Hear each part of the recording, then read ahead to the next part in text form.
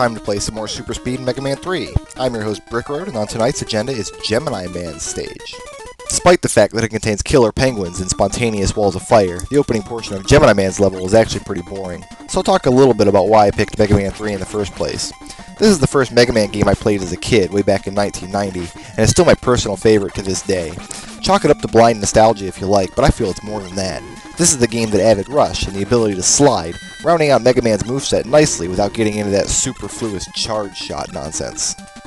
It's also got the best collection of master weapons in the series, all 8 of them useful in their own way without any of them outclassing the regular arm cannon, which is a problem I have with the Metal Blade from Mega Man 2. Really though, Mega Man 3 gets mad props simply for introducing Proto Man and his intoxicating whistle. Which, by the way, we're still listening to because I just glitched the game. To pull this madness off, you want to slide going through that screen transition, and then jump into the hole at the last possible moment before the game wrenches control away from you. And no, getting 3 1-ups in the span of 10 seconds is not a side effect of the glitch, just an amazing coincidence. The level has picked up a little now with the introduction of these bizarre walls of fish eggs, so I'll get back on topic.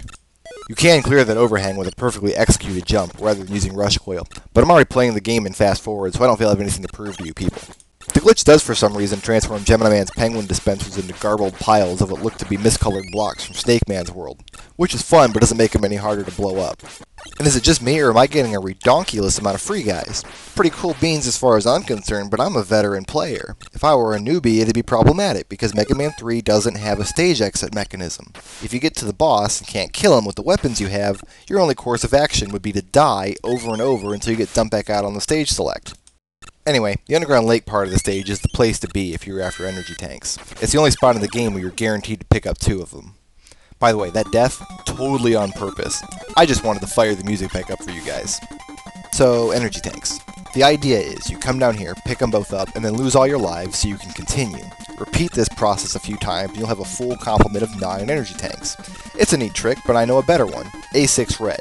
Put a red dot at A6 on the password screen at the beginning, and it starts you out with 9 energy tanks. All the fun, none of the work. We're practically outside Gemini Man's door now, and he's going to go down fast. You're not going to get a chance to see his attack pattern, so I'll describe it for you here. He clones himself at the start of the match, and the 2 Gemini Men circle the room, forcing you to jump over them. They fire only when you do, which makes their bullets tricky to dodge. Once you've killed off the clone, the real Gemini Man hops around firing bouncy blue lasers at you. The secret to all Mega Man bosses, though, is that if you can hit your target's weak point, Search Snake in this case, you don't need a strategy. You're dealing so much damage with each shot that you can trade hits the whole fight and still win by a large margin. As kids, we once had a contest to see who can dodge the Gemini twins the longest without getting hit. We all took turns and eventually got so good at the timing that we realized we could go for hours. We got bored and moved on to something else without ever deciding who the winner was. It's kind of creepy that I told you that story. Anyway, it's time for my Bible study, so I'll catch you guys later.